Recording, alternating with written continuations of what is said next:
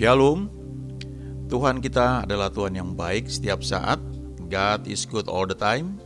All the time God is good. Dan Dia membuat segala sesuatu menjadi indah pada waktunya masing-masing. Tentunya kita perlu tuntunan dari Dia, perlu Roh Kudus yang mengajari kita, supaya kita bisa betul-betul mengalami bahwa God is good all the time. Dan kita mengalami bahwa He makes all things beautiful in its time. Kita nyanyikan satu lagu ini ya, bahwa Roh Kudus itu hadir di sini. Dia ada di mana saja sejak Dia dicurahkan pada hari Pentakosta 2000 tahun yang lalu, maka Dia ada di muka bumi ini. Tinggal bagaimana respon kita ya, mengakui, menyadari kehadiran Dia dan mengizinkan Dia menuntun hidup kita.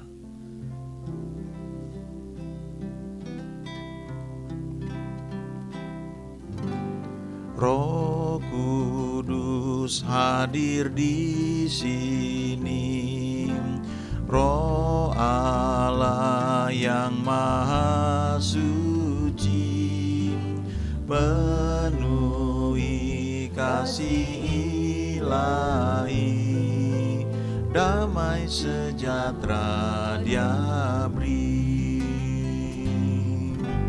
Roh hadir di sini, Roh Allah yang Maha Suci, penuhi kasih ilahi, damai sejahtera Dia beri. Pelindung dan penghibur dan penolongku, menuntun langkah hidupku, dekat dengan Dia selalu. Pelindung dan pemimpinku, penghibur dan penolongku, menuntun langkah hidupku, dekat dengan Dia selalu.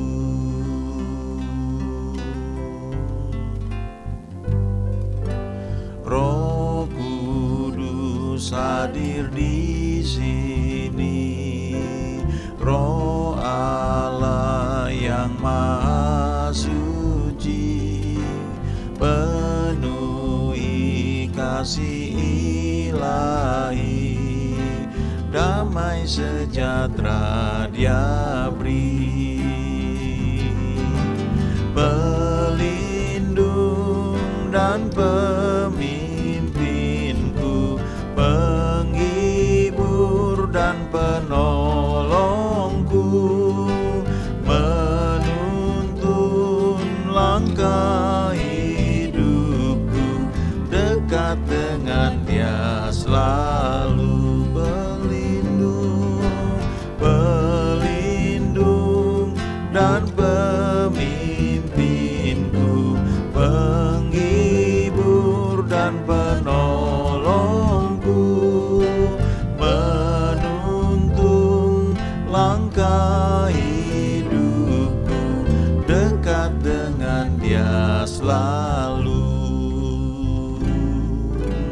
Roh Kudus hadir di sini, Roh Allah yang Maha Suci, penuhi kasih ilahi, damai sejahtera Dia beri.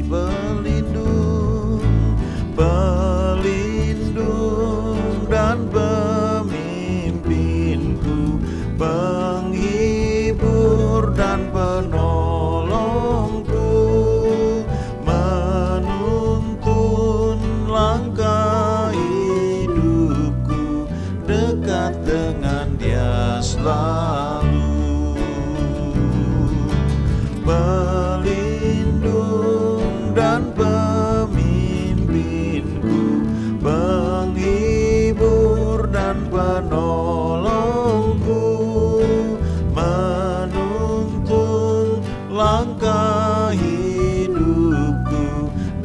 dekat dengan Dia selalu, dekat dengan Dia selalu, dekat dengan Dia selalu. Roh Kudus selalu memimpin kita dalam setiap bagian kehidupan kita. Satu ketika, bertahun-tahun yang lalu, saya pernah lihat satu buku ya, judulnya 3 Janda dalam Satu Rumah. Saya belum pernah baca buku itu dan juga saya kurang tahu isinya apa ya. Tapi kalimat ini menarik sekali. Dan kemudian saya ingat bahwa ada kisah ini di Alkitab ya, bahwa ada 3 janda yang pernah tinggal dalam satu rumah. Nah, sebelum kita sampai di sana, ada satu kutipan yang menarik sekali ya. Dikatakan bahwa the problem is irrelevant ya, it's your response that matters. Jadi dikatakan di sini masalah itu sebenarnya bukan soal itu ya, itu nggak berhubungan ya, itu terpisah, itu nggak ada relevansinya. Tapi respon kita ya, bagaimana reaksi kita itu yang menentukan. Jadi dengan kata lain, masalahnya bukan pada masalahnya. Masalahnya adalah bagaimana respon kita terhadap apa yang disebut masalah tersebut. Kehidupan itu setiap saat ya, dari sejak kita kecil ya sampai kita bertumbuh dewasa dan seterusnya, pasti selalu ada masalah yang kita hadapi. Dan sebagian masalah itu di luar kontrol kita. Itu terjadi bukan karena kesalahan kita ya, mungkin betul bukan karena kesalahan kita. Misalnya situasi pandemi yang sedang kita hadapi itu satu masalah ya, dan itu terjadi di seluruh dunia. Jadi sebenarnya yang penting respon kita ya terhadap apa yang terjadi itu. The problem is not the problem. The problem is how we respond ya, how we react to the problem. Jadi bagaimana kita memberikan respon atau bereaksi terhadap masalah yang muncul itu. The measure of who we are is how we react to something that doesn't go our way ya. Ukuran ya dari siapa kita ini adalah bagaimana kita bereaksi terhadap sesuatu yang tidak sesuai dengan harapan kita ya, yang di luar kendali kita. Itu ukuran bagaimana kedewasaan kita atau siapa kita ini, itu ditentukan oleh bagaimana kita memberikan reaksi. Nah, 3 janda dalam satu rumah ini ya, Naomi, Orpa, dan Ruth ya, 3 orang wanita pada satu ketika mereka sama-sama janda dan mereka sama-sama tinggal dalam satu rumah. Ceritanya diambil dari kitab Rut ya. Saya bacakan Rut 1 ayat 1 sampai dengan 5. Ini latar belakangnya. Pada zaman para hakim memerintah, ada kelaparan di tanah Israel.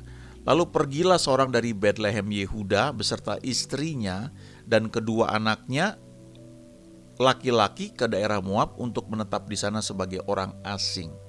Nama orang itu ialah Elimelek, nama istrinya Naomi, dan nama kedua anaknya Mahlon dan Kilion. Semuanya orang-orang Efrata dari Betlehem Yehuda. Dan setelah sampai ke daerah Moab, diamlah mereka di sana. Kemudian matilah Elimelek suami Naomi, sehingga perempuan itu tertinggal dengan kedua anaknya. Keduanya mengambil perempuan Moab, yang pertama bernama Orpa, yang kedua bernama Ruth.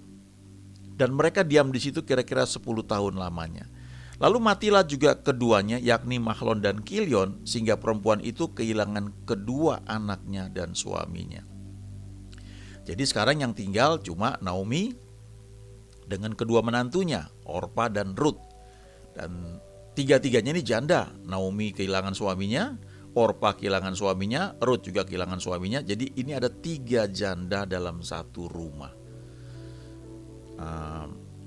Dan 3 janda ini sebenarnya menggambarkan 3 tipe orang ya, yang berada dalam situasi yang sama, menghadapi kesulitan yang relatif sama, tapi reaksi mereka berbeda dan hasilnya juga berbeda.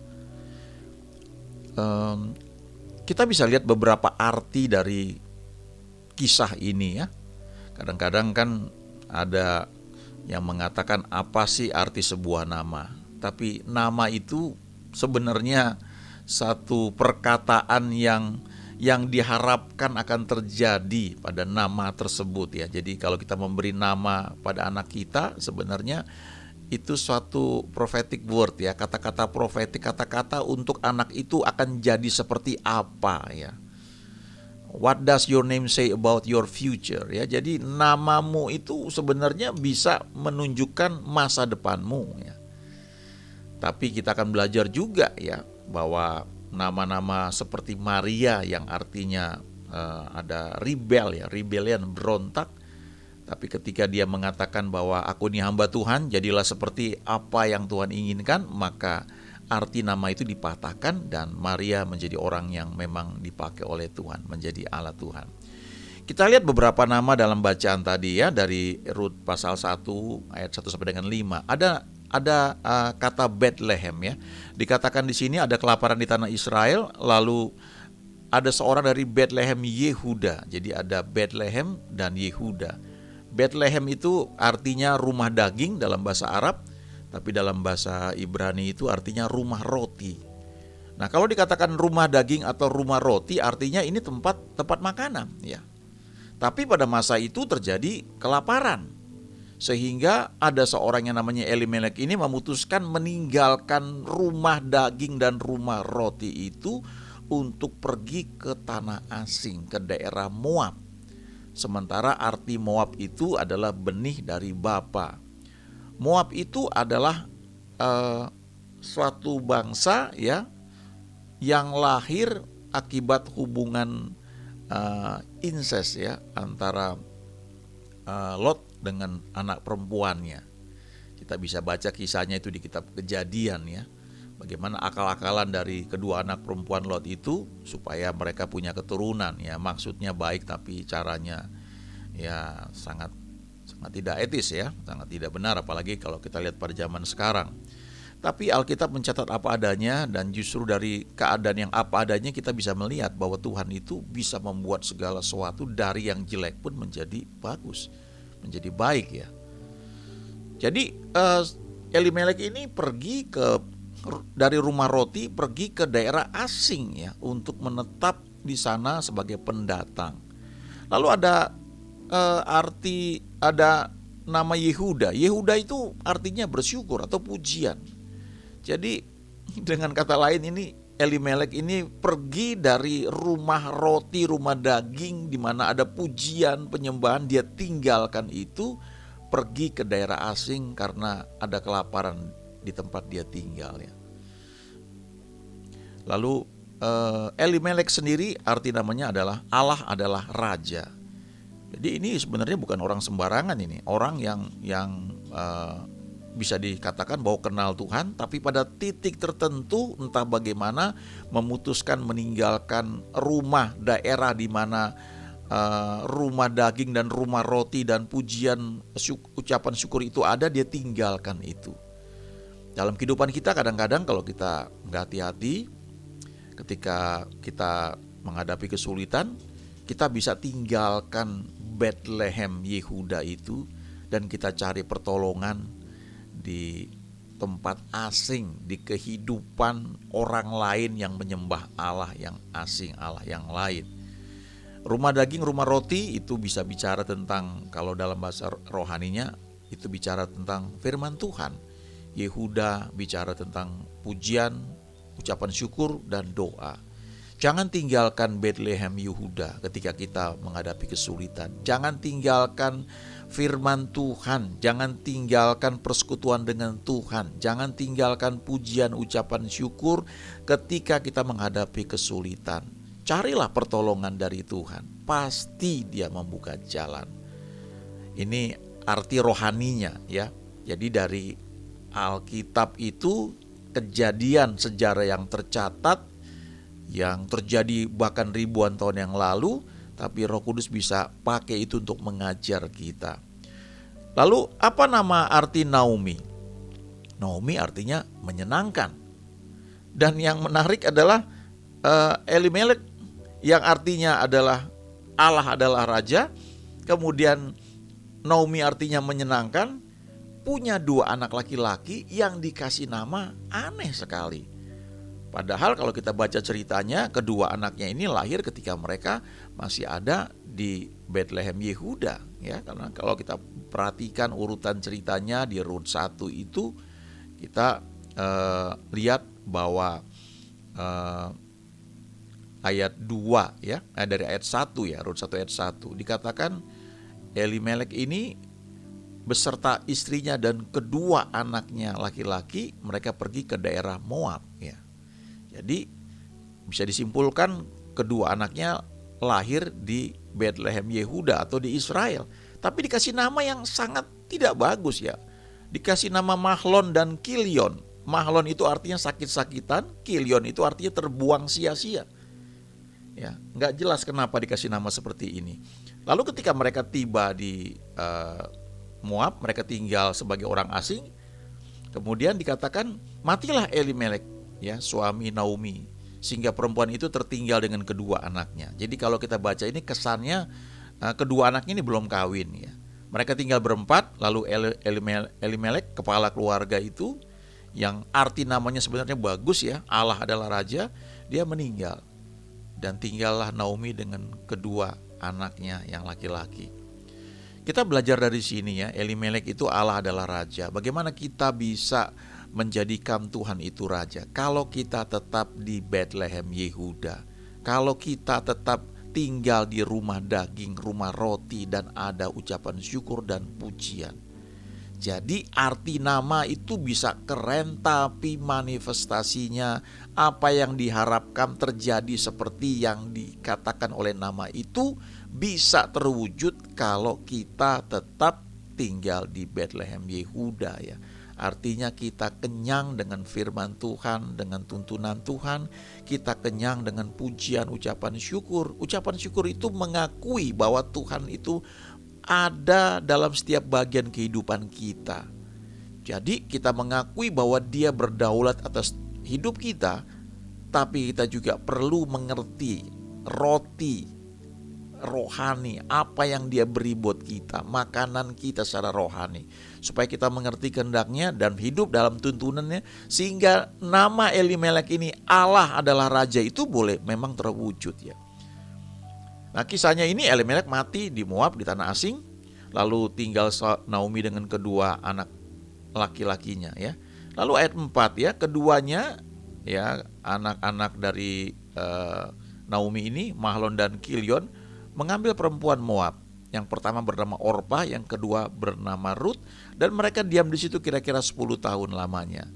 Apa arti nama Orpa? Orpa artinya sisi belakang leher ya. Itu bicara tentang tengkuk kita. Itu arti Orpa. Rut artinya teman atau sahabat. Dari nama-nama ini saja, kalau kita baca bagian ini ya, Rut 1 ayat 1-5, ada banyak hal yang bisa kita pelajari, kita renungkan ya. Dan setiap kita baca itu nanti Roh Kudus bisa menjelaskan lebih detail lagi dalam arti-arti yang spesifik sesuai dengan kebutuhan kita masing-masing. Tapi kita lihat sekarang ayat 6 ya. Kemudian berkemaslah ia ya, jadi setelah ayat 5 dikatakan Mahlon dan Kilion juga mati, sehingga Naomi cuma tinggal dengan kedua menantunya ya. Jadi cuma ada Naomi, Orpa dan Rut. Tapi setelah itu di ayat 6, kemudian berkemaslah ia, Naomi ini, dengan kedua menantunya. Dan ia pulang dari daerah Moab, sebab di daerah Moab ia mendengar bahwa Tuhan telah memperhatikan umatnya dan memberikan makanan kepada mereka. Ini yang luar biasa ya. Rupanya pada zaman dulu itu ya, belum kayak sekarang, belum ada handphone, belum ada WhatsApp ya, belum ada medsos. Tapi Naomi ini rupanya dia mengikuti perkembangan ya, sehingga dia tahu bahwa di tanah kampung halamannya di Bethlehem Yehuda itu sudah mulai pulih keadaannya. Jadi dia memutuskan dia mau balik ya, dan dia bawa kedua menantunya. Ini hal yang bagus ya. Kita melihat di sini Naomi ini mengambil keputusan yang tepat, ya. Dia mau kembali ke tempat di mana dia tinggal sebelumnya. Dia mau kembali ke Bethlehem Yehuda, ya. Dia mau kembali ke tempat di mana ada roti, ya, rumah roti dan pujian dan ucapan syukur. Ayat 7, maka berangkatlah ia dari tempat tinggalnya itu bersama-sama dengan kedua menantunya. Ketika mereka sedang di jalan untuk pulang ke tanah Yehuda, berkatalah Naomi kepada kedua menantunya itu, pergilah, pulanglah masing-masing ke rumah ibunya. Tuhan kiranya menunjukkan kasih-Nya kepadamu seperti yang kamu tunjukkan kepada orang-orang yang telah mati itu dan kepadaku. Kiranya atas karunia Tuhan kamu mendapat tempat perlindungan masing-masing di rumah suaminya. Lalu diciumnyalah mereka, tetapi mereka menangis dengan suara keras dan berkata kepadanya, tidak, kami ikut dengan engkau pulang kepada bangsamu. Ini menarik ya, kenapa dua menantu Naomi ini mau ikut dengan Naomi. Dan mereka berkata, kami mau ikut pulang dengan engkau kepada bangsamu. Kalau kita perhatikan arti nama Naomi ini, maka Naomi ini menyenangkan. Jadi kelihatannya dia ini menjadi mertua yang baik, ya, yang menyenangkan bagi mantu-mantunya. Sehingga kedua menantunya ini senang dan percaya dan mau ikut Naomi untuk pergi ke bangsa yang bagi mereka ya bangsa asing, bangsa lain, ya. Tapi mereka mau pergi, mereka mau ikut. Kalau nanti baca lebih lanjut lagi, ya, kita akan melihat bahwa kisah ini bisa berbicara banyak, ya.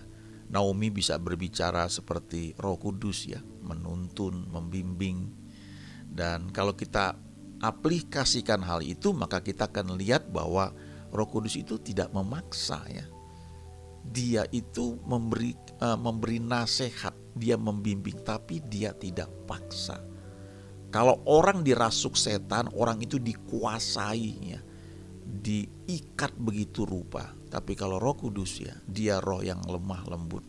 Dia gak paksa, dia beri saran buat kita, dia beri nasihat. Itu pun kalau kita minta. Kadang-kadang saking dia begitu gentle, suara dia ketutup dengan banyak pertimbangan lain, sampai kita gak tangkap suara dia atau tuntunan dia itu kepada kita. Nah, kita lihat di sini, ya, kembali ke kisah 3 janda dalam situasi yang sama ini, ya. Kita melihat Naomi mengambil sikap bagaimana dia menghadapi situasi yang ada. Dia sudah mengalami kelaparan di kampung halamannya. Dia oleh karena suaminya membawa dia dengan kedua anaknya pergi ke Moab, dia ikut. Dan setelah di sana ternyata suaminya meninggal. Tinggal dia dengan 2 anak laki-lakinya. Lalu 2 anak laki-lakinya kawin dengan 2 perempuan Moab. Lalu tinggal kira-kira 10 tahun, lalu kedua anak laki-lakinya mati. Jadi dia menghadapi situasi yang gak enak, sulit, ya. Tapi bagaimana dia bersikap, dia ingat bahwa Bethlehem Yehuda adalah rumah daging, rumah roti, ya. Dan dia ingat bahwa Yehuda adalah pujian, ucapan syukur. Dia memutuskan untuk kembali. Itu sikap yang diambil oleh Naomi. Lalu kita lihat Rut 1 ini ayat 11 sampai dengan ayat 14, ya. Tetapi Naomi berkata, pulanglah anak-anakku, mengapakah kamu turut dengan aku? Bukankah tidak akan ada lagi anak laki-laki yang kulahirkan untuk dijadikan suamimu nanti? Pulanglah anak-anakku, pergilah, sebab sudah terlalu tua aku untuk bersuami. Seandainya pikirku ada harapan bagiku, dan sekalipun malam ini aku bersuami, bahkan sekalipun aku masih melahirkan anak laki-laki, masakan kamu menanti sampai mereka dewasa? Masakan karena itu kamu harus menahan diri dan tidak bersuami? Janganlah kiranya demikian, anak-anakku. Bukankah jauh lebih pahit yang aku alami daripada kamu? Sebab tangan Tuhan teracung terhadap aku. Ayat 14, perhatikan. Menangis pula mereka dengan suara keras, lalu Orpa mencium mertuanya itu dan minta diri. Tetapi Rut tetap berpaut padanya. Kita melihat di sini orang kedua, yaitu Orpa. Bagaimana sikap dia? Ketika akhirnya Naomi bilang pulanglah, 2 kali dikatakannya di ayat 11 dan ayat 12. Ayo pulanglah, Orpa dan Rut, ya. Gak ada gunanya kalian ikut aku, ya. Aku sudah terlalu tua untuk bersuami. Udah gak mungkin lagi. Kalaupun aku menikah dan sekalipun malam ini aku bersuami, bahkan sekalipun aku masih melahirkan anak laki-laki, Masa kamu mau nunggu sampai mereka dewasa ya? Ini sebenarnya Naomi menyampaikan hal yang logis, yang masuk akal. Dan itu akhirnya diterima oleh Orpa, dan Orpa memutuskan untuk kembali kepada bangsanya, yaitu Moab. Tapi Ruth tetap berpaut padanya. Nah, kembali ke arti nama, Orpa itu artinya belakang leher ya. Sisi belakang leher itu tengkuk ya. Kita ingat ada istilah tegar tengkuk ya. Kadang-kadang dikatakan bangsa Israel tuh orang yang keras kepala. Kenapa disebut tegar tengkuk ya? Keras kepala, gak mau berubah. Karena mungkin dalam alam bawah sadarnya memang itu terbentuk demikian rupa. Dan di sini kita melihat bahwa ketika kita ini bertumbuh ya, alam bawah sadar kita tanpa kita sadari, ya kan namanya juga alam bawah sadar, itu mengendalikan setiap keputusan yang kita buat. Kalau Roh Kudus tidak membenahi itu, maka kita cenderung akan mengambil seperti pola-pola yang memang terbentuk sudah sekian tahun dalam hidup kita. Orang psikologi mempelajari hal ini ya. Ada kecenderungan-cenderungan yang muncul dalam hidup kita, dan itu tertanam. Dan Orpa itu mewakili orang-orang seperti ini. Di luar mungkin bisa kelihatan berubah, bisa dilatih. Ada pelatihan-pelatihan yang bagus ya dalam pengembangan diri. Ada dari Dale Carnegie, ada John Robert Powers dan sebagainya. Itu hal yang bagus. Orang bisa dilatih dengan bersikap baik, ya, bersikap nice ya. Tapi kalau alam bawah sadarnya itu tidak diubah oleh Tuhan, pada titik tertentu, pada tekanan tertentu, pada saat logika dibukakan, maka orang itu akan mengambil seperti memang yang dia sudah terbentuk saat ini. Itu soal pilihan ya. Tapi Ruth, arti namanya adalah teman, sahabat. Dan saya percaya bahwa karena mereka tinggal satu rumah ya, Naomi mempengaruhi banyak hal kepada kedua menantunya ini, baik kepada Orpa maupun kepada Ruth. Tapi Ruth sesuai dengan namanya, teman, sahabat. Sahabat itu orang yang dekat, membuka diri, menerima nasihat, memberikan nasihat ya, bersama-sama dalam situasi suka maupun duka, sehingga nilai-nilai value yang Naomi punya itu mulai membentuk Ruth. Sebenarnya Orpa juga, tapi sekali lagi nama dia artinya sisi belakang leher, itu tidak dibenahi, maka pada prinsipnya dia punya satu keteguhan hati ya, hal positifnya, tapi juga kekerasan hati yang sulit diubah ya. Tapi Ruth dia berubah. Dan ketika Ruth ditantang untuk pulang di ayat 15 sampai 18 ya, berkatalah Naomi, telah pulang iparmu kepada bangsanya dan kepada para allahnya. Dia ngomong lebih detail ini. Pulanglah mengikuti iparmu itu. Tapi kata Ruth, janganlah desak aku meninggalkan engkau dan pulang dengan tidak mengikuti engkau. Sebab kemana engkau pergi, ke situ jugalah aku pergi. Dan di mana engkau bermalam, di situ jugalah aku bermalam. Bangsamu lah bangsaku dan Allahmu lah Allahku. Ini sebenarnya kalau kita belajar pemuridan, ini pemuridan yang baik ya dari Naomi terhadap Ruth ya. Sampai bisa mengubah Ruth, bangsa Moab ini memutuskan, dia mau bilang Allahmu lah adalah Allahku. Lalu dikatakan ayat 17, di mana engkau mati, aku pun mati di sana, dan di sanalah aku dikuburkan. Beginilah kiranya Tuhan menghukum aku, bahkan lebih lagi daripada itu, jikalau sesuatu apapun memisahkan aku dari engkau selain daripada maut. Ayat 18, ketika Naomi melihat bahwa Ruth berkeras untuk ikut bersama-sama dengan dia, berhentilah ia berkata-kata kepadanya. Nah, kalau kita ambil ya arti rohani di mana dikatakan bahwa Naomi ini seperti Roh Kudus, kita melihat di sini ya. Ketika orang seperti Ruth ini memutuskan mau mengikuti tuntunan Roh Kudus, baru dia akan bicara lebih banyak lagi. Ya, kadang-kadang kita berkata kita mau ikut tuntunan Tuhan, tapi logika kita mendominasi kehidupan kita. Kita buka pelayanan, tapi hitung-hitungannya jalan. Kita menghitung plus minus, untung rugi, dan itu nggak salah. Tapi kalau kita mau belajar mengikuti suara Tuhan yang betul-betul, maka itu sebagian, kalau saya nggak bilang sering, bertentangan dengan logika. Coba ingat baik-baik cerita di Lukas 5. Bagaimana Yesus berkata kepada Simon, sekarang bertolak ke tempat yang dalam dan tebarkan jalamu. Padahal semalaman sudah kerja keras, nggak ada hasilnya. Itu kan menentang logika. Tapi karena Simon mau nurut, dia lakukan hal itu juga. Ya. Dalam mengikut Tuhan itu kita belajar tentunya step by step ya. Ketika kita mengizinkan cara berpikir kita diubah oleh Dia. Bagaimana kita belajar untuk lembut ya, tidak reaksioner, tidak langsung bereaksi.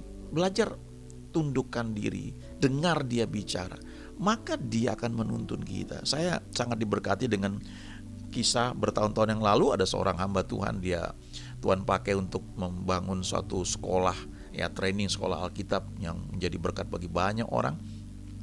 Dan ketika itu ada calon murid yang masuk ya, sudah hamil tua ya. Dan karena sudah hamil tua, maka dia akan melahirkan di masa pendidikan. Jadi calon murid ini bilang sama kepala sekolah ini, sama direktur sekolah itu, mengatakan bahwa Pak, saya mohon izin karena nanti saya akan melahirkan ketika saya sedang pendidikan di sini. Nanti saya ingin anak saya bisa saya tetap berikan ASI. Jadi mohon maaf, nanti boleh nggak ya, saya minta izin, saya bisa bawa anak saya juga ikut kuliah di tempat ini. Tapi juga saya bisa menyusui dia, mungkin di pojok ya, di belakang agak tertutup, tapi saya bisa hadir mendengar firman Tuhan. Mungkin gampang saja sebenarnya untuk menolak, oh nggak bisa dong, kamu kan sekolah, kamu mesti serius di sini. Tapi hamba Tuhan ini ya, kepala sekolah ini, direktur ini bilang begini, baik Ibu, kami akan doakan hal itu, kami akan tanya Tuhan. Wow, saya nggak kebayang ya, orang begitu terbuka ya. Oke, kami akan doakan ya. Apakah kita punya sikap seperti itu, atau kita otomatis oh nggak bisa ya, itu nggak boleh. Tentu ada aturan-aturan yang mesti kita pegang ya, tapi pernah nggak kita belajar untuk melangkah lebih ya, mengizinkan Tuhan mengubah cara berpikir kita?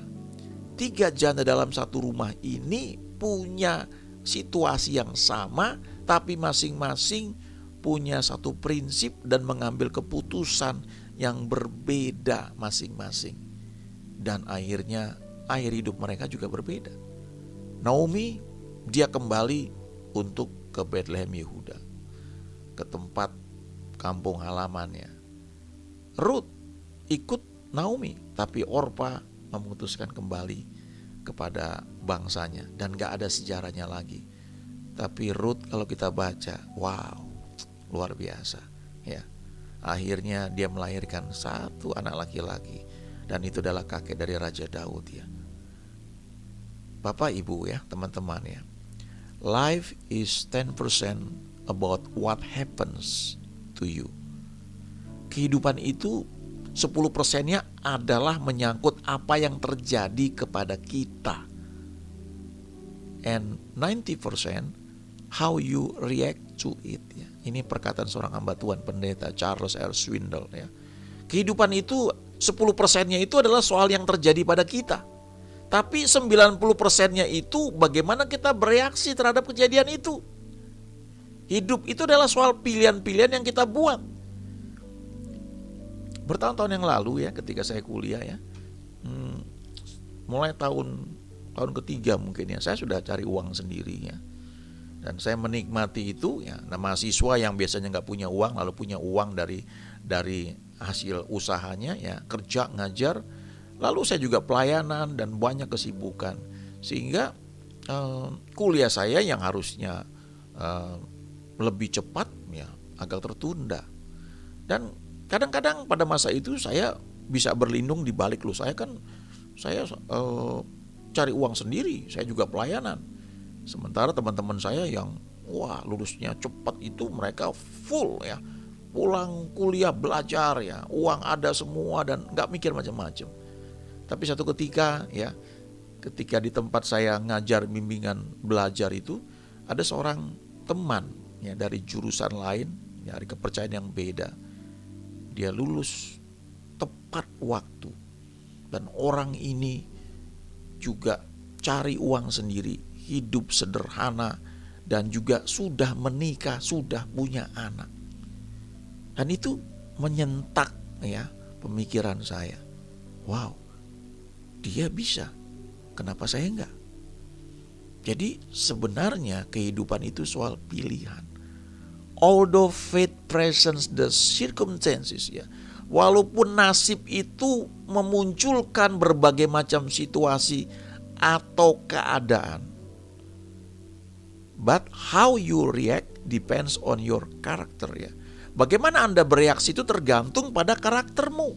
Nah, karakter itu sesuatu yang dibentuk, ya, step by step menjadi cara berpikir kita, menjadi attitude kita, itu dibentuk, dibina, ya. Dan tidak hanya dari luar, ya, tapi juga itu ketika Roh Kudus mengajar kita. Ada ayat di kitab Amsal yang mengatakan pukulan membersihkan lubuk hati. Jadi situasi-situasi yang kita hadapi yang keras mungkin itu bisa membuat hati kita itu jadi sweet, jadi manis, jadi terbentuk. Tapi itu pilihan juga. Karena keadaan yang kita hadapi itu membuat kita bisa menjadi better, lebih baik, atau bitter, menjadi pahit. Musa sendiri orang yang lembut hatinya, satu ketika dia pahit hatinya, dia teledor dengan kata-katanya, dan akibatnya dia tidak masuk tanah perjanjian. Bapak, Ibu, teman-teman, life is about choices. Kehidupan itu soal pilihan. Apakah kita mau mengizinkan Roh Kudus membimbing kita, mengajar kita, merubah alam bawah sadar kita, merubah paradigma kita, sehingga kita bisa melihat dalam setiap situasi bahwa God is good all the time. All the time God is good. Kita bisa melihat bahwa He makes all things beautiful in its time. Dia buat segala sesuatu menjadi indah pada waktunya masing-masing. Kita perlu tuntunan Dia. Kita perlu izinkan Dia membentuk kita untuk supaya kita bisa memilih yang tepat, karena Dia yang memilihkan buat kita. Saya mengucap syukur Engkau baik dalam kehidupan kami. Ajari kami lebih jauh lagi. Ajari kami supaya firman-Mu tertanam, membentuk kami, sehingga reaksi kami Tuhan sesuai dengan firman-Mu, apa yang Kau ajarkan buat kami. Kami tahu itu dampaknya sangat positif buat kami. Kami akan selalu mengalami bahwa God is good all the time. All the time God is good. Kami akan selalu mengalami, melihat real, nyata, bahwa You make all things beautiful in its time. Terima kasih Tuhan. Dalam nama Yesus kami berdoa. Amin.